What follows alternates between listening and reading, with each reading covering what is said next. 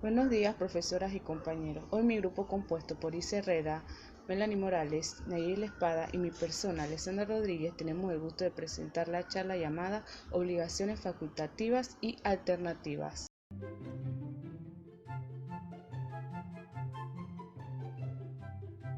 La naturaleza de la obligación alternativa. Esta se concibe como un vínculo único entre acreedor y deudor, perfecto en cuanto a su existencia, ya sea porque esta recae en varias prestaciones y debido a su condición resolutoria de que si una de ellas es elegida, las demás desaparecen. Los objetos que no son elegidos se mantienen al margen de la deuda. La normativa panameña. Esta se establece que el obligado, o sea el deudor, debe entregar una cosa u otra. De igual forma, la obligación solo puede ser cumplida después de haber sido notificada. Esto se establece en el artículo 1018 al 1020. Quiere decir esto que el deudor debe pagar un objeto de los establecidos a su elección, salvo se establezca en el contrato que el acreedor le corresponde elegir el objeto una vez ya haya sido notificado. Bien, si en todo caso el deudor solo puede realizar la entrega de un objeto, se pierde el derecho de elegir. Si en todo caso el deudor pierde todos los objetos, el acreedor tiene derecho a exigir indemnización del último que se perdió. Esto se que a diferencia de la facultativa, si aquí una obligación se pierde, aún así el deudor debe pagar con las restantes, y si se pierden todas, dar una indemnización al acreedor, estableciendo así que la obligación solo puede extinguirse una vez entregado el objeto de la indemnización. La extinción de la obligación. Según nuestro Código Civil panameño, se establece en el artículo 1043 la extinción de la obligación, que dice así: se da por el pago o cumplimiento, por la pérdida de la cosa debida, por la condonación de la deuda, por la confusión de los derechos del acreedor y del deudor, por la compensación y por la novación. Características de la obligación alternativa. La elección corresponde al deudor, al menos que ésta se hubiese concedido al acreedor. No hay jerarquización de prestaciones, ya que aquí todas están en un mismo plano de igualdad. Hay mayor garantía para el acreedor, por lo tanto es más onerosa para el deudor, y la pluralidad de prestaciones pactadas en el contrato. En el ejemplo número 1, José acordó con Sebastián venderle un auto a cuotas. Sebastián debe realizar el pago con anticipación. Una vez terminado el plazo y saldado el costo total, José debe entregar el auto o, en su defecto, devolver el dinero en su totalidad. Ejemplo número 2. Alcides es dueño de un restaurante de comida italiana. Este le renta a David a cambio de $1000 el mes. Sin embargo, da la opción de que si no puede pagar los $1000, pues el pago sería un servicio de banquete para saldar los $1000. El derecho argentino es una de las legislaciones que contempla la obligación facultativa dentro de su jurisdicción.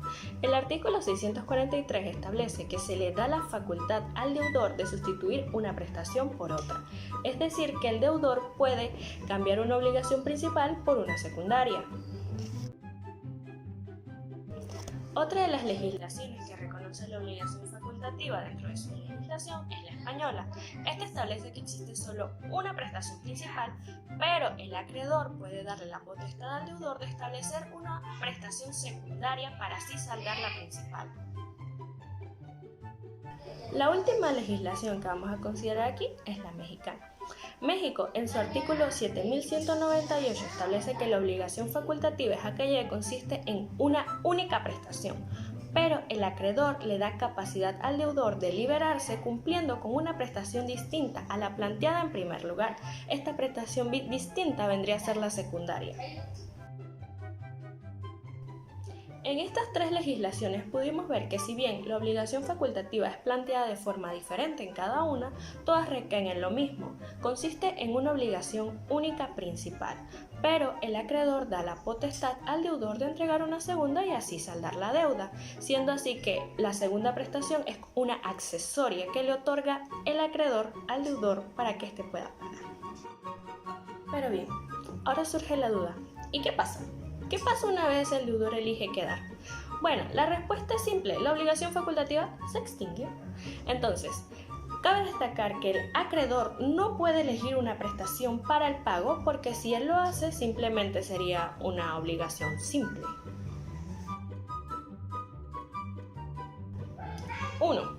La imposibilidad de prestación extingue la obligación. Esto hace referencia a que si la prestación principal no es válida, entonces la obligación queda extinguida, porque el acreedor no tiene derecho a exigir la prestación secundaria. 2. Existe jerarquía en la prestación. Esto hace referencia a que el acreedor no puede exigir una secundaria. Primero tiene que elegir la principal y si en todo caso el deudor decide pagar con la secundaria, entonces éste puede tomarla. En caso contrario, no puede. 3. La garantía para el acreedor es menor. Esto es debido a que en la obligación alternativa, como bien se explicó, se puede tomar cualquiera de los objetos. Sin embargo, en esta se tiene que tomar el principal, si en todo caso el deudor elige no dar el secundario. 4. Como ya mencionado anteriormente, es un derecho sustitutivo que se otorga al deudor. El acreedor decide darle ese poder de sustitución de prestación al deudor. 5. Esta es la característica más importante porque prácticamente es el fundamento de toda la obligación. Consiste en la posibilidad que le da el acreedor al deudor de sustituir la prestación principal por una accesoria. Pedro se compromete con Joaquín a entregar un caballo. Sin embargo, es en una fecha determinada. Y Joaquín le dice que si en todo caso no puede entregarlo ese día, pues puede entregar $1000.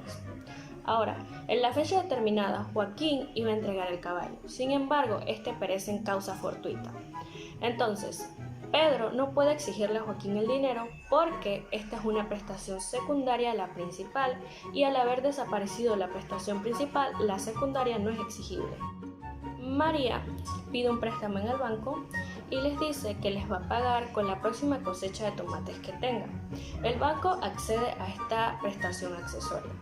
Entonces, a María se le daña la cosecha por culpa de un mal clima y el banco le exige que le pague el dinero. En este caso, el banco sí está en todo el derecho a exigir el dinero porque la prestación principal recae sobre el préstamo y el dinero que tenía que devolver. Y la cosecha de tomate simplemente iba a ser un accesorio a la prestación. La comparación entre obligaciones. La obligación facultativa y la obligación alternativa.